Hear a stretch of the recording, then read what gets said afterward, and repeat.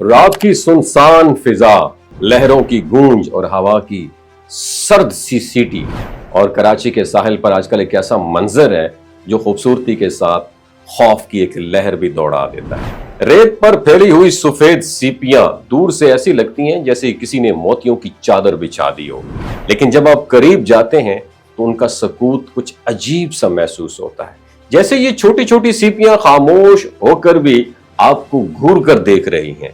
कहा जाता है जब मॉनसून की तेज हवाएं समुद्र को बेकाबू कर देती हैं तो अपने अंदर के राज और मखलूकात को साहिल पर ले आता है।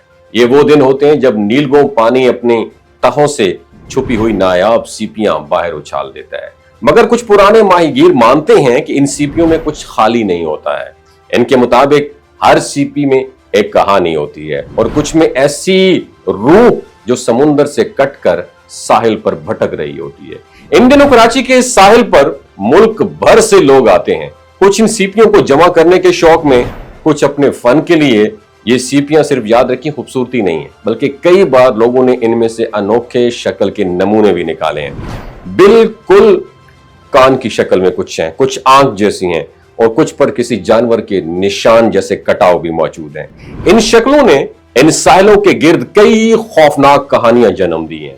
फनकार इन सीपियों से ज्वेलरी, पेंटिंग्स और सजावट के शाहकार तो बनाते हैं, लेकिन कुछ लोग ये भी कहते हैं कि ऐसे फन पारे घरों में रखते वक्त एहतियात करें, क्योंकि समुद्र के राज साथ आप घर भी ले जाते हैं। पुराने लोग मानते हैं कि हर शेल, हर सीपी एक मखसूस लहर के साथ जुड़ा हुआ होता है। अगर वो लहर दोबारा आए तो वो शेल भी अपनी असल जगह वापस जाना चाहता है। साइंसदान भी मानते हैं कि ये सीपियां सिर्फ खूबसूरती नहीं बल्कि समुद्र के हालात, उनकी सेहत और माहौल का पता देती हैं। इनके अंदर नमकीन पानी और वक्त की तारीख, हिस्ट्री छुपी हुई होती है, मगर साइंस से ज्यादा दिल को वो सरगोशी सुनाई देती है जो रात के सन्नाटे में लहरों के साथ आती है। कभी कभी तो लगता है जैसे कोई शेल, कोई सीपी रेत पर खुद ब खुद हरकत कर रही हो। कराची का साहिल इस वक्त एक ऐसा सीन पेश कर रहा है जहां खौफ और हुस्न साथ साथ चलते हैं। कुछ लोग ये कहकर हंस देते हैं कि ये सब इल्यूजन या वहम है, लेकिन जब रात के अंधेरे में लहरें जोर से गरजती हैं और रेत पर पड़ी सीपियों में से किसी हल्की सी आवाज आती है तो दिल यही सोचता है कि ये सिर्फ सीपियां हैं या समुद्र की वो मखलूकात जो अपनी दुनिया वापस लेने आई है।